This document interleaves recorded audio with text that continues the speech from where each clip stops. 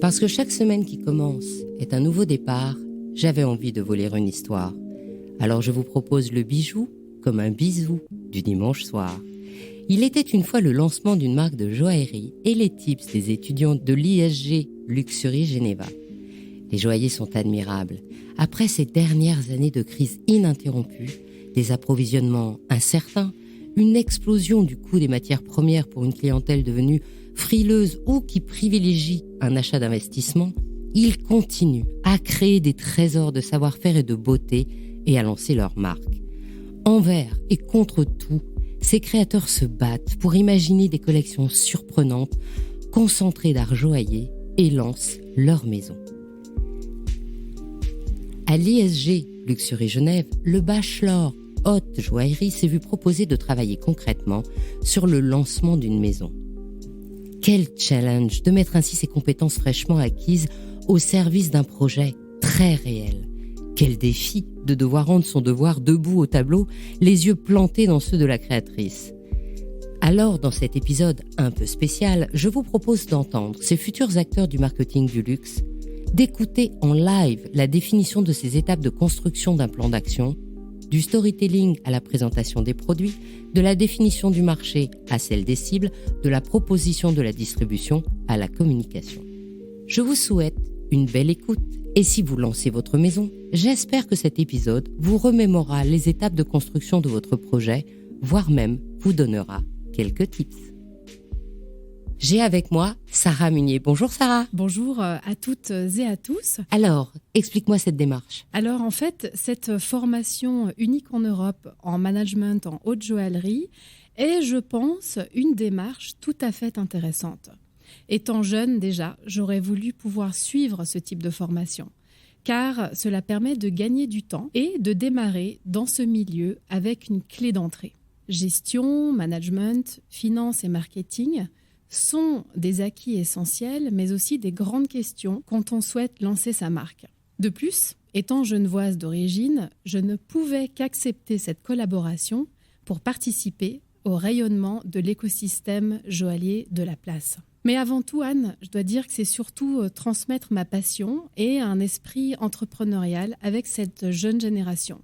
Et surtout, leur montrer que c'est possible, à condition d'avoir une grande volonté et une force de travail, mais surtout de la rigueur et un sens du réalisme. C'est vrai que lancer sa maison de joaillerie aujourd'hui relève de l'audace et d'une certaine prise de risque, mais cela ne relève pas d'un rêve. Il y a certes une aspiration créative pure au départ, mais je le rappelle qu'elle doit être ancrée dans une réalité économique, de gestion et de marketing. Ce réalisme avec des cas concrets leur montre la réalité du métier et du marché. Puis enfin, me confronter à cette génération Z me permet d'avoir une vision d'un nouveau monde qui sera le leur et qui doit nous forcer en tant que marque à imaginer avec eux la structure de la joaillerie de demain. Et aujourd'hui, avec vous, j'ai hâte de les entendre parler de ma maison Belmont. Alors on les appelle ? Allez, c'est parti. On y va.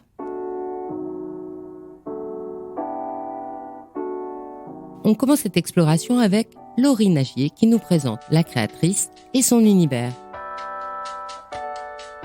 Le premier travail est de créer une présentation différenciée de la créatrice.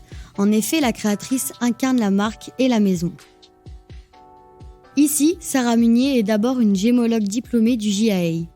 Quand elle travaillait chez Christie's, elle était en charge de tous les catalogues de promotion des ventes joaillerie.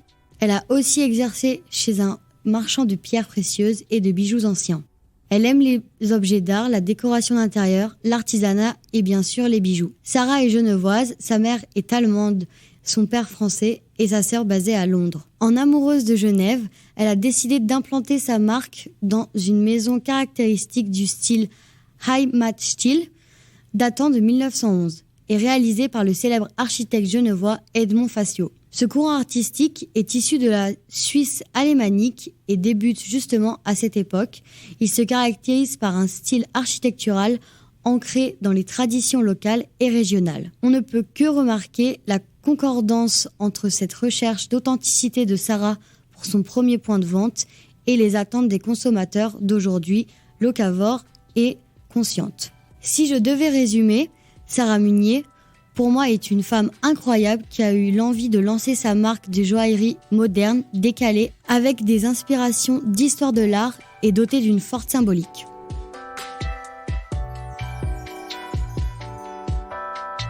Cette fois, c'est Gadir Kafarani qui va nous parler des produits.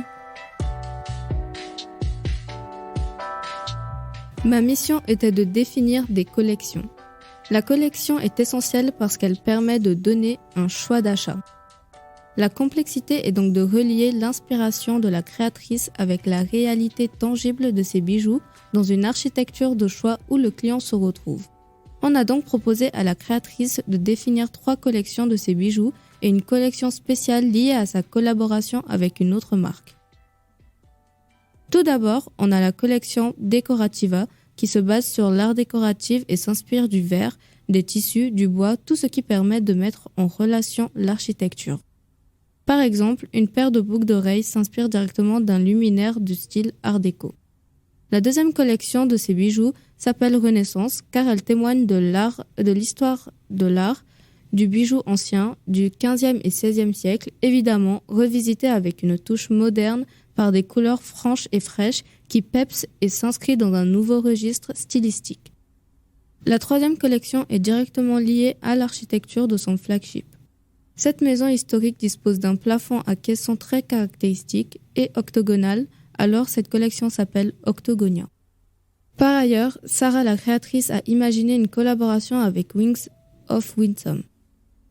Wings of Winsome est une marque de luxe de mode basée à Londres, liée au symbolisme, à l'astrologie, au mystérieux et au talisman, trouver du sens au quotidien.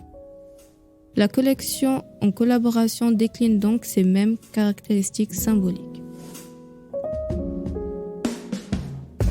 Maintenant, c'est Alexis Raoul qui nous parle du marché. Une étude de marché vous permet de définir et structurer les objectifs commerciaux et sociaux afin de positionner la marque selon ses valeurs. Il vous faut trouver un placement cohérent avec les créations et vos prix afin d'être pertinent avec les valeurs de votre marque. Ces valeurs définissent l'audience et l'attraction des clients envers les produits et la maison. 2,8 milliards d'euros. Voici l'ampleur du marché joaillier dans le monde en 2020. Un marché emblématique détenu par 4 grands groupes majeurs, avec une croissance économique de 20% en l'espace de 3 ans, selon l'étude Aliosé 2020. Ce marché subit également des changements drastiques, notamment suite aux enjeux durables et environnementaux. Sans oublier une créativité nouvelle, avec l'apparition de plus de 150 nouveaux créateurs en 2021 et 10 nouvelles marques implantées dans le domaine de la joaillerie fine. Pour un positionnement réussi et en adéquation avec la maison, il faut étudier le marché concurrent afin d'évaluer les gammes de prix, comparer la qualité des matériaux et des pierres. Ainsi, vous assurez que votre placement concurrentiel soit en adéquation avec la vision, mission et valeur de la maison. Maison Belmont se positionne dans les secteurs de la joaillerie fine ainsi que haute joaillerie, avec un placement de niche et exclusif pour les objets d'art. Une fois que vous avez compris l'étude de marché, il vous faut alors identifier votre audience.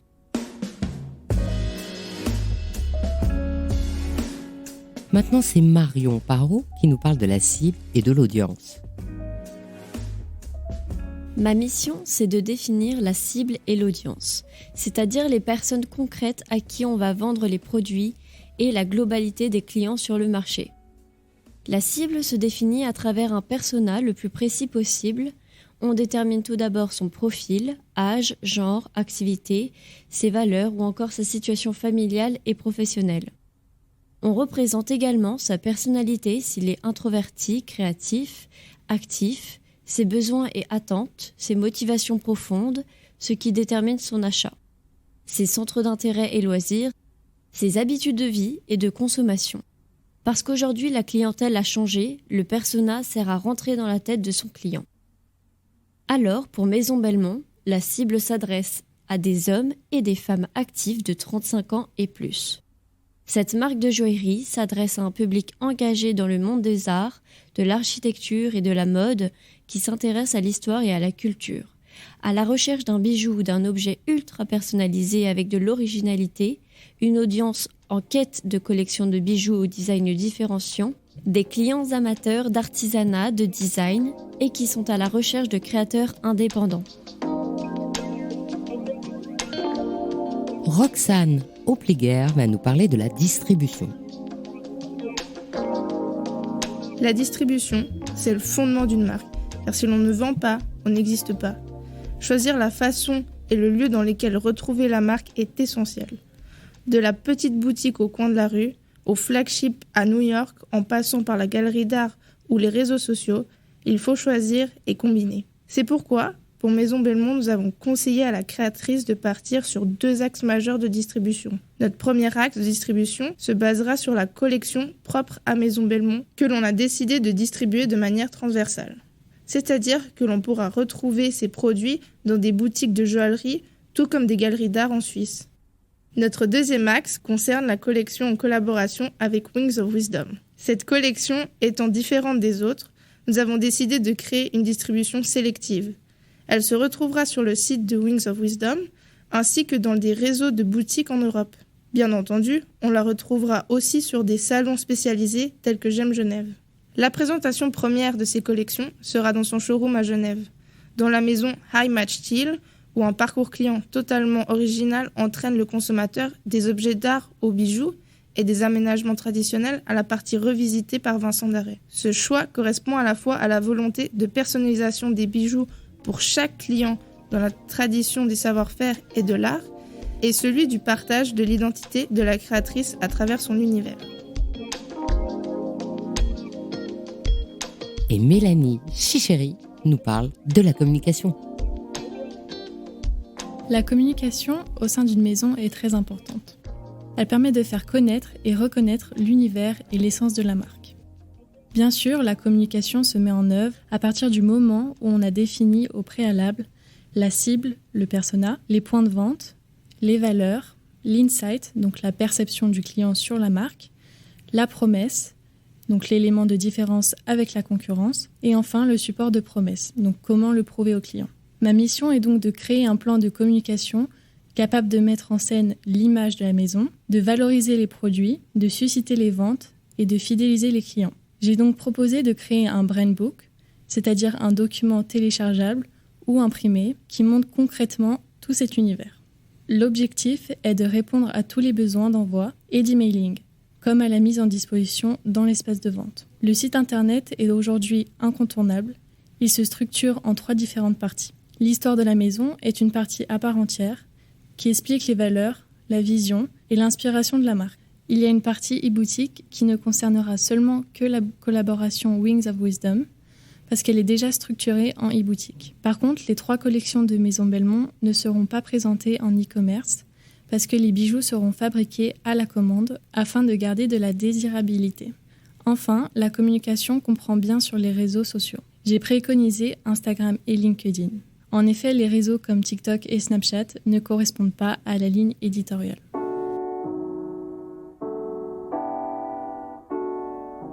Alors Sarah, après avoir entendu tous ces conseils, qu'est-ce que tu en ressors ?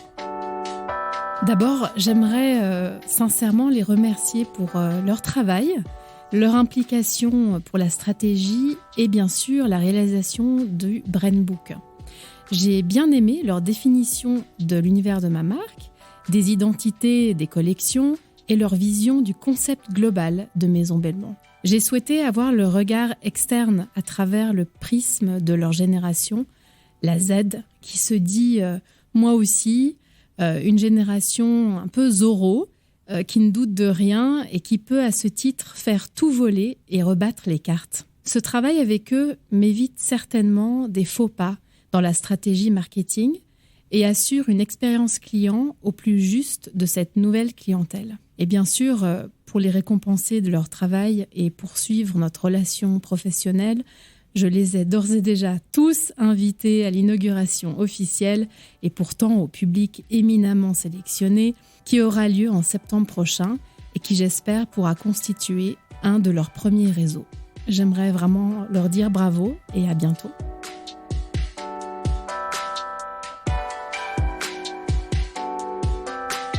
Alors Axel Loachot, toi qui es la directrice de ce bachelor haute joaillerie de l'ISG Luxury Geneva, Quel est ton ressenti après tout ce travail ? Alors, je dois dire que je suis vraiment surprise, ravie de tout le chemin qui a été parcouru le long de ces différents mois. L'objectif de cet exercice était de faire travailler les étudiants sur un projet concret de lancement de marque et de réaliser le brand book de Maison Belmont, c'est-à-dire la réalisation d'un document présentant l'univers de la marque, les valeurs de la créatrice, Sarah Munier, les collections et son approche originale et unique en son genre. Mon programme pédagogique s'est donc structuré en alternant la théorie et la pratique. L'idée de ce cas concret était d'avoir un fil rouge au fil des mois et de faire valider par la créatrice elle-même les connaissances acquises et leur mise en pratique au travers de workshops et de présentations en live sur Maison Belmont. Cet exercice présente le double avantage d'être dans une démarche pédagogique progressive et pragmatique en les confrontant en situation d'entreprise à des objectifs bien précis, calés sur un calendrier réel, en rajoutant la pression et l'exigence de la démarche. Je suis particulièrement fière d'eux et du chemin parcouru au fil de cette première année. C'est un petit peu comme voir éclore les pépites sous mes yeux.